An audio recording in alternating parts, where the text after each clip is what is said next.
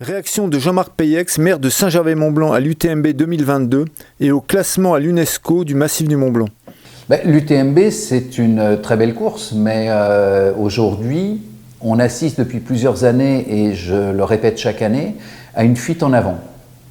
C'est-à-dire que chaque année, les organisateurs, ou plutôt la structure commerciale de l'organisation, puisque c'est quand même du business, l'UTMB, c'est pas de la course en montagne et du sport, inventent une nouvelle course, et pour ajouter quelque chose. On est à une période où la nature, elle est en train de rappeler que c'est elle qui décide. Une période de sécheresse, une période de chute de pierres, et je crois qu'il n'est pas raisonnable qu'on continue en ignorant tout ça, en continuant à faire la fête des Lumières, à la fête... Ouais, l'UTMB est une très belle course. Les courses de l'UTMB sont de très belles courses. C'est un peu trop aujourd'hui l'aspect commercial qui me fait réagir, parce qu'on est à un moment où effectivement il faut qu'on devienne adulte. On n'est plus dans une dynamique du no limit, on exploite au maximum et on s'en fiche un peu des conséquences. Par exemple, l'UTMB, qui se veut éco-responsable, a encore fait des films en utilisant des hélicoptères, alors qu'il y a des drones. Donc voilà, je crois qu'il faut maintenant que les élus sachent où ils veulent aller, quelles sont les limites. Et moi, je le dis pour tous les sites surfréquentés, il n'est plus acceptable en France et dans le monde d'avoir des organisations sans fixer les limites et sans connaître les conséquences sur le milieu naturel.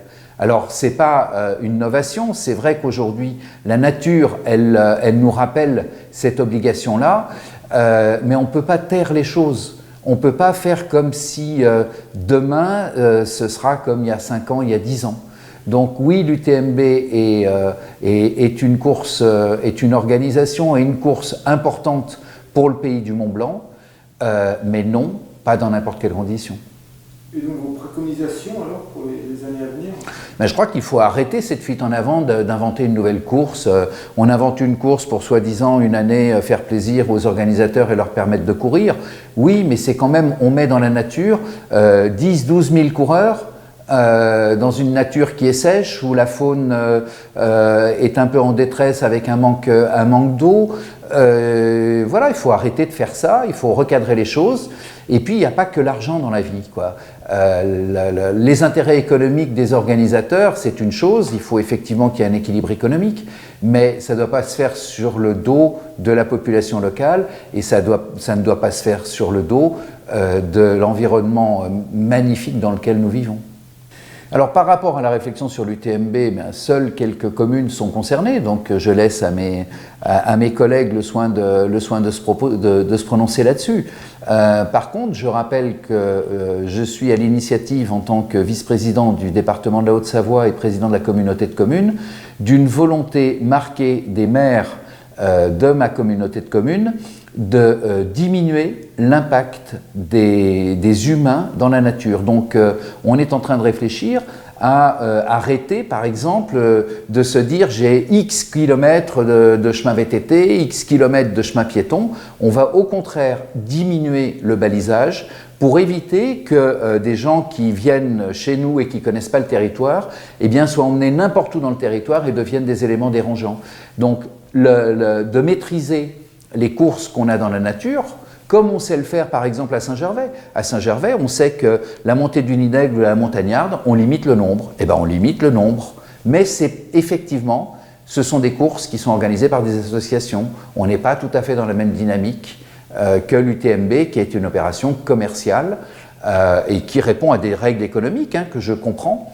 Mais c'est peut-être aussi la limite de la compréhension entre l'intérêt public et le monde économique. Et aujourd'hui, il y a des discussions avec les organisateurs de l'UTMB ? Non, pour l'instant, il n'y a pas de discussion, mais ils ont besoin d'autorisation chaque année pour faire les courses. Comme par exemple sur la PTL, ils ont eu besoin d'avoir une dérogation pour passer dans le périmètre de l'arrêté de protection des habitats naturels, l'APHN, qui permet aujourd'hui de protéger le Mont-Blanc après mes 17 ans de combat en solitaire où j'ai dû lutter contre tout le monde pour obtenir la protection du Mont-Blanc. Voilà, donc peut-être qu'il va falloir revoir les tracés, il va falloir revoir le nombre de participants. Voilà, on n'est pas dans une course urbaine, on n'est pas au marathon de New York, on est en pleine nature. Donc respectons l'environnement. Qui est 5000 personnes de plus au marathon de New York, ce n'est pas un problème. Et encore, eux, ils limitent le nombre de participants au marathon. Et pour finir, un petit mot sur le classement du pays du Mont Blanc à l'UNESCO. Dans tout ce que je dis, et ce que je dis depuis des années, le classement et la volonté de classer le massif du Mont Blanc au patrimoine mondial de l'UNESCO nécessite qu'auparavant, on soit méritant. Il n'y a pas de récompense si on n'est pas méritant. On n'a pas le bac si on n'a pas la moyenne. Donc aujourd'hui, l'état actuel du pays du Mont Blanc, quelles que soient ses facettes, ne permet pas d'aller dire à l'UNESCO nous sommes méritants de cette reconnaissance. Alors, je me dis, ceux qui véhiculent cette envie de classement, c'est parce qu'en fait, ils veulent des clients en plus. Parce qu'on sait qu'à chaque fois qu'un site est reconnu par l'UNESCO, il a une lisibilité internationale. Aujourd'hui, c'est vrai que le pays du Mont Blanc n'a pas une lisibilité à l'international. Je ne sais pas si c'est une bonne ou une mauvaise chose. Et d'avoir une reconnaissance par l'UNESCO va amener, et si on fait le parallèle avec les autres sites, Bordeaux par exemple, 30% de clients en plus. Est-ce qu'aujourd'hui, on est prêt à avoir 30% de clients en plus au pays du Mont Blanc? Est-ce que c'est notre volonté? Voilà les vraies questions.